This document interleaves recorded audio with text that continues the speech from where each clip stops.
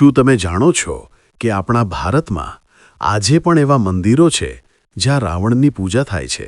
હા, એ જ રાવણ જેને આપણે રામાયણમાં અધર્મ અને અહંકારનું પ્રતીક માનીએ છીએ. પણ જાણીને આશ્ચર્ય થશે કે કેટલીક જગ્યાએ તો રાવણને દેવતા તરીકે પૂજવામાં આવે છે. નંબર 5. હિમાચલનું બૈજનાથ મંદિર. અહીં કહેવાય છે કે રાવણે ભગવાન શિવને પ્રસન્ન કરવા માટે કઠોર તપ કર્યું હતું અને આજે પણ અહીં તેની પૂજા કરવામાં આવે છે. નંબર 4. કાનપુરનું દશાનન મંદિર.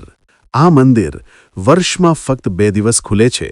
દશેરા દિવસે રાવણને દૂધથી સ્નાન કરાવવામાં આવે છે, આરતી થાય છે અને લોકો આશીર્વાદ લે છે. નંબર 3.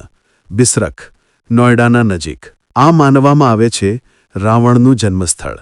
અહીં દશેરાનો દિવસ ઉજવાતો નથી, કારણ કે અહીં રાવણનો વધ નહીં પણ સન્માન થાય છે.